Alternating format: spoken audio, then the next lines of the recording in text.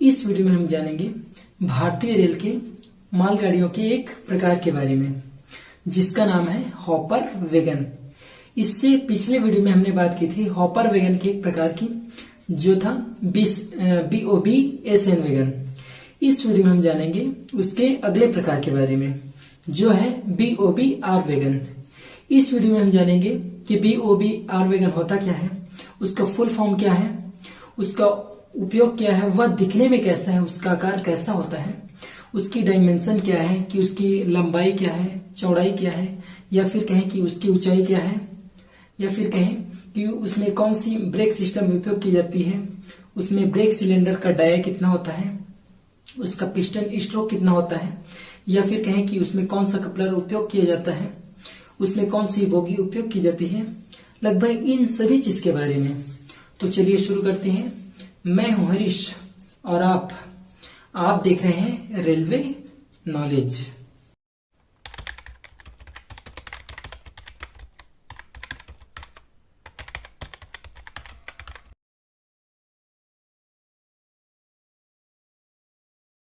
अब हम समझते हैं कि हॉपर वैगन होता क्या है।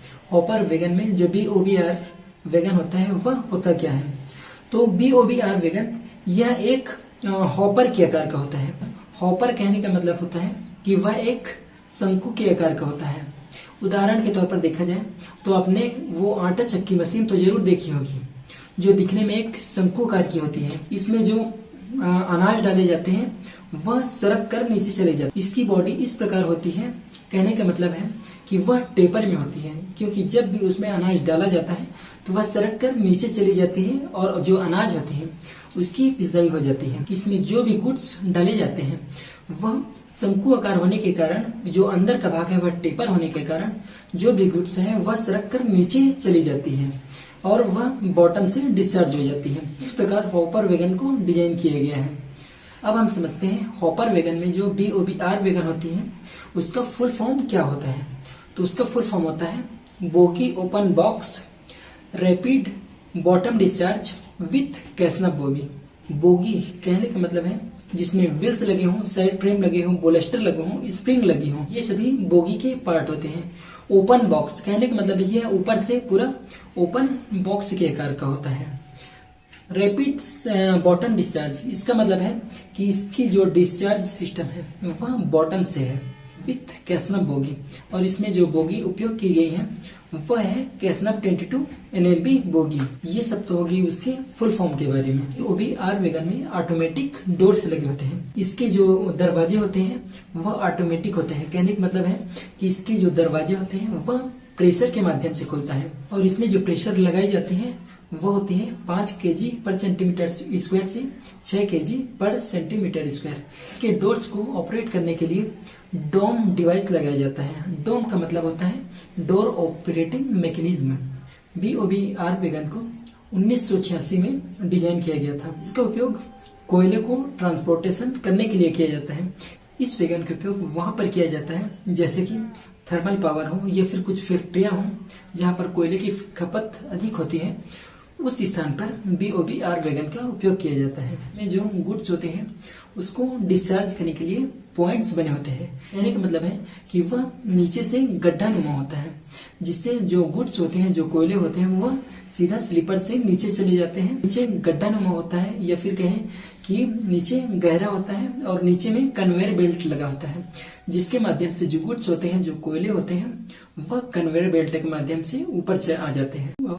हॉपर वैगन का जो कोड होता है वह होता है 70 से 79 के बीच में।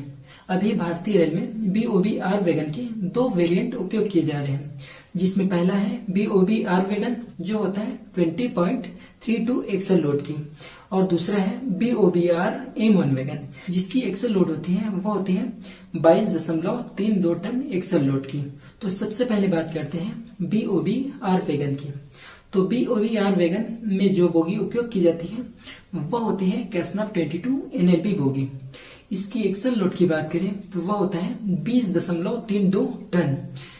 इसका जो स्प्रिंग अरेंजमेंट है वह कुछ इस प्रकार है। इसके जो आउटर स्प्रिंग है उसकी संख्या है 12, जो इनर स्प्रिंग है उसकी संख्या है 8, और जो स्नबर स्प्रिंग है उसकी संख्या है 4।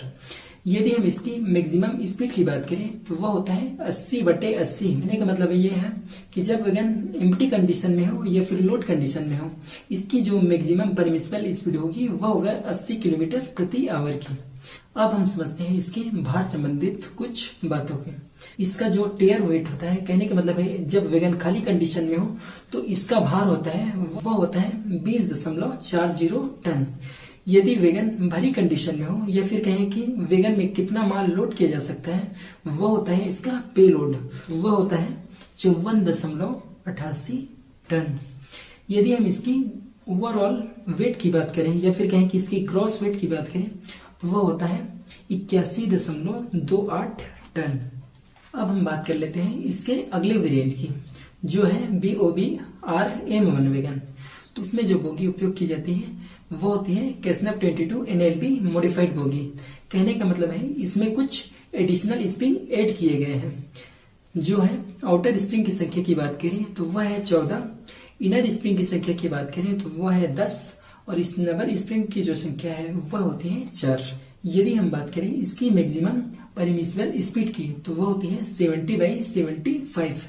कहने का मतलब यह है कि जब वैगन खाली कंडीशन में हो उस समय इसकी स्पीड होगी वह होगी 75 किलोमीटर प्रति आवर की, और लोड कंडीशन में इसकी मैक्सिमम परमिसिबल स्पीड होगी वह होगी 70 किलोमीटर प्रति आवर की। इसे modified version of BOB-R wagon भी कहा जाता है। BOB-RM1 वैगन की जो एक्सल लोड होती है वो होती है 22.32 टन की। अब हम बात कर लेते हैं इसकी ब्रेकिंग सिस्टम की।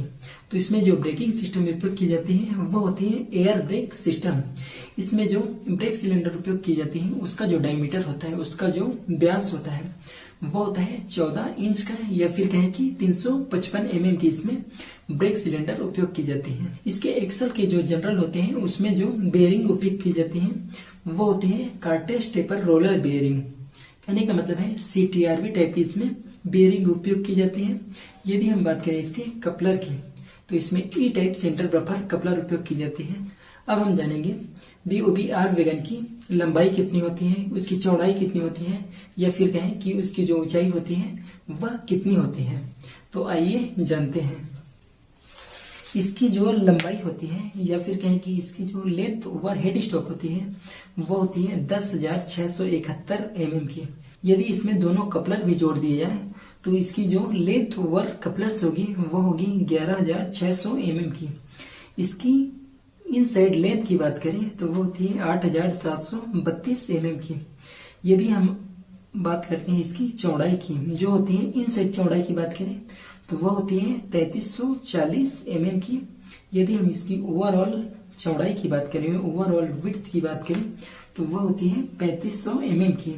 अब हम बात करते हैं इसकी हाइट की। तो इसकी अंदर की हाइट होती है, इनसाइड हाइट होती है वो होती है 2461 mm की। और यदि हम बात करें इसकी ओवरऑल हाइट, कहने का मतलब है रेल लेवल से इसकी जो हाइट होती है वो होती है 3735 mm की। यदि हम बात करें इसके दोनों बोगी सेंटर के बीच की दूरी कितनी होती है तो वो होती है 7571 mm की।